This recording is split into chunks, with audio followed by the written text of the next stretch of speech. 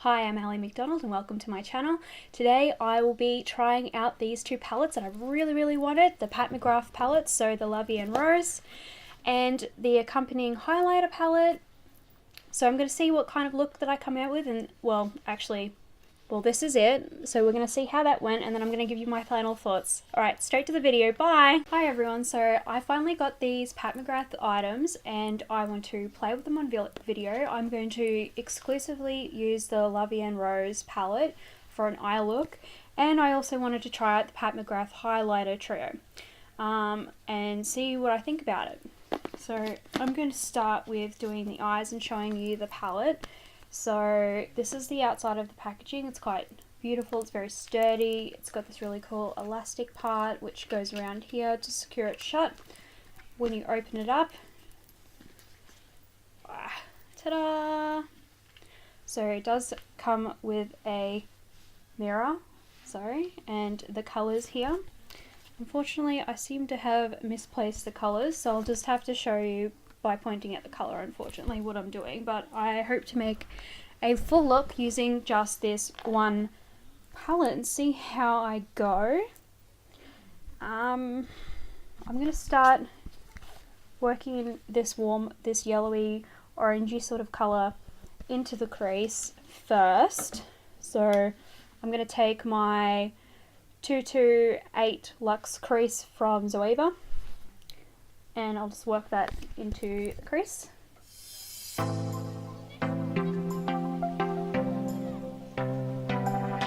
So it does have a bit of a sheen, but I don't care, it's quite pretty.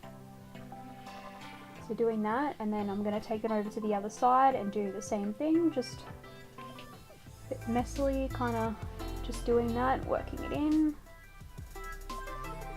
as like a base, and sort of transition, just sort of neatening up in that inner corner there. Like it is like orangey, but it also has this kind of pink reflect going on in it. So I think next I want to do this pink color into the crease as well, but I'm gonna try and maybe keep it in the outer corner maybe, or just blending it a bit lower. So that is blending really nicely, and I'm just doing this with the same brush that I had before. Now I might take a little bit more denser brush, so I'm going to use the Spectrum VO5, so it is a little bit more denser, and I'm going to pack that on a little, try to get it a bit more opaque.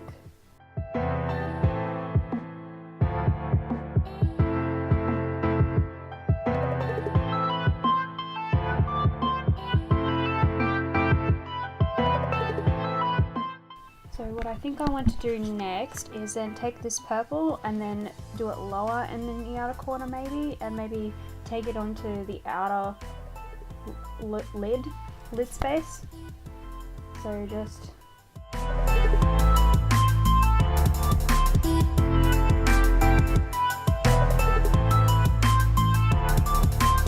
okay, well I'm gonna have to definitely use a flat brush for this one, because I feel like it is getting a bit of fallout flecking here, and it's just not really applying as dark as I would like to, so I'm just going to use a flat brush. And I'm thinking like I have to be a little bit more careful with its placement.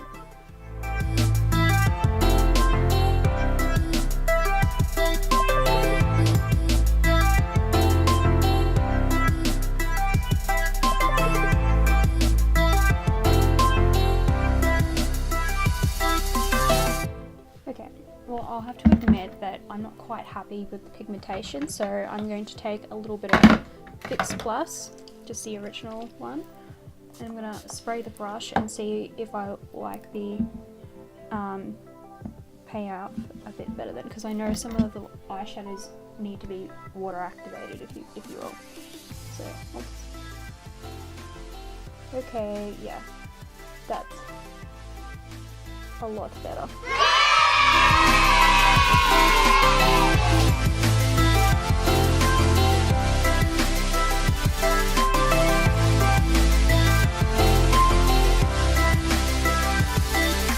And so I think I want to try this lighter purple on the inner part of my lid.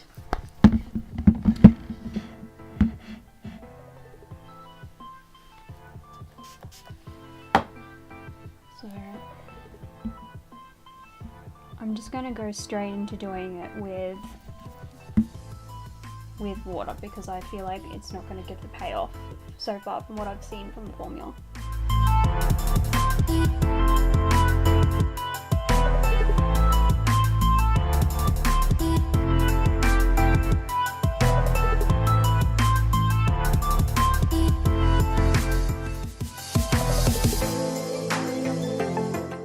Go back with that darker purple and then sort of pat in the center a little bit, trying to blend the colors together.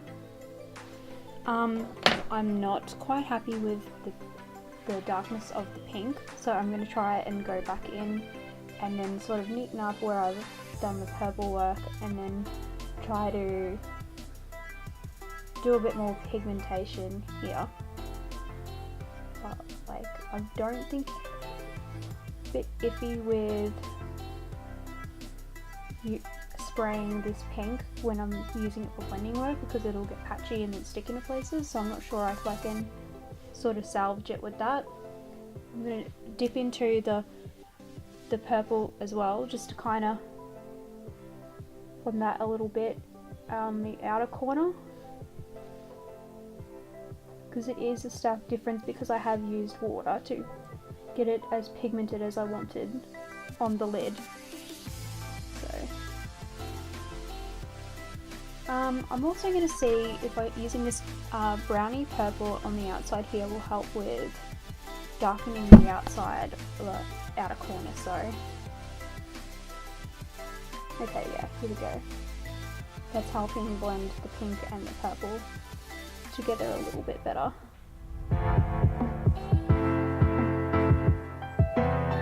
Okay, I might also take this larger fluffy brush, which has no product on it, and it is a 134 Luxe Powder Fusion from Zoeva, and then just going over the very top of it,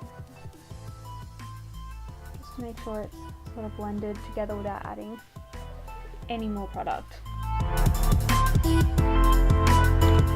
gonna grab that brush that I had before. I might actually get a clean brush to go back into this lighter purple and kind of pick that up a bit.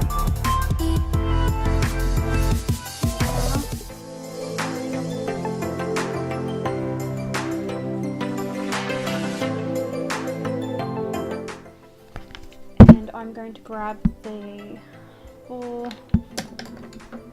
a clean foundation brush here and then just try to get rid of that.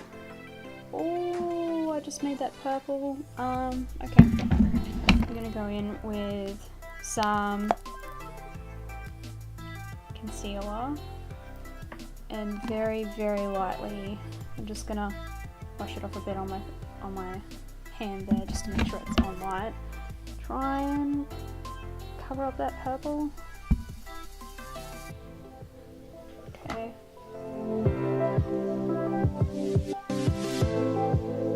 And that has got on both sides, so I will note there that on both sides there was quite a lot of fallout from the purple colour.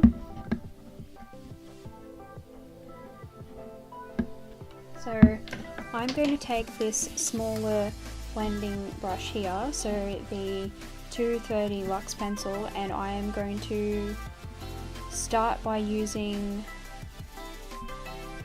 this pink colour and bring it all throughout the bottom here, on the bottom lid.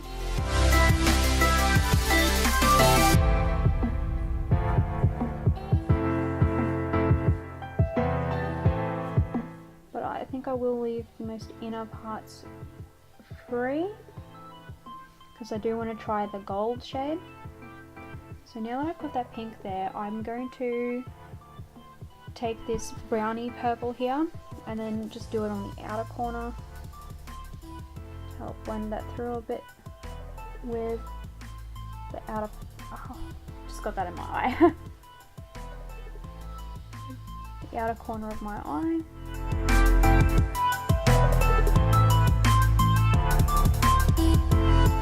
So I'm going to get another brush exactly like this.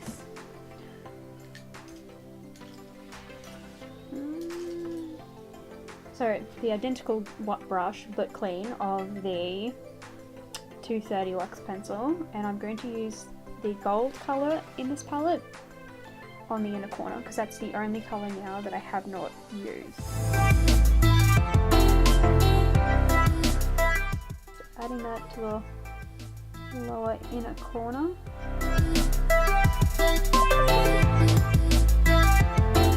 And this is probably, if I have to say, the most pigmented colour from the palette immediately. I think I might even want to just take it up a little bit there. And then I might actually grab some of this peach colour here and then use it to blend in between the pink and the gold. Yeah, that's quite pretty over the pink. It like takes on another kind of dimension there. So I'm going to grab the highlighter now, I think. The highlight palette, sorry. And I'm going to use one of these shades here. I think I'm going to go the gold, so the middle. So that's the fine gold from this palette. And probably just going to use that same brush, and then, sorry, just got to take this mirror out here.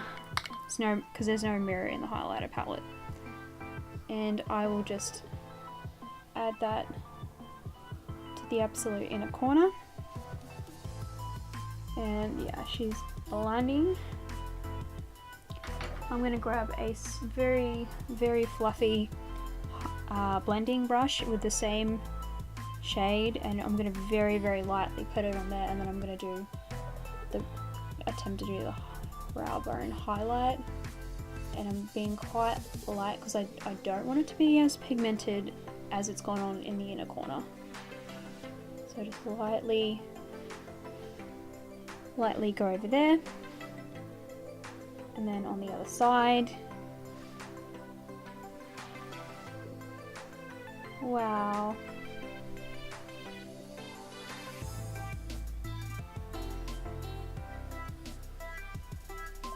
Yeah, it's really nice. Okay, so I'm just going to conceal and tidy up the bottom part of the eye, and then I'm going to do... I don't understand. Okay, Sari, I'm just going to conceal and tidy up the bottom part of the eye, but I could search the web for it. Rude!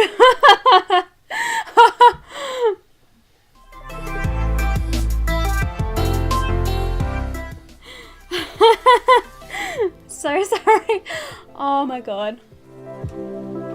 So just giving that a bit more of a sharper look.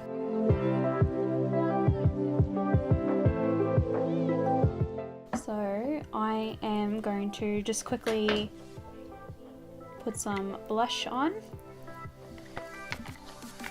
Just give me a second. So I'm just going to use the Too Faced Love Flush Love Hangover shade. So it's a peachy kind of a colour. Just going to grab this Napoleon blush brush, slightly tap it on. So yeah, because like Pat doesn't really have any blush, so I'm just going to use another brand.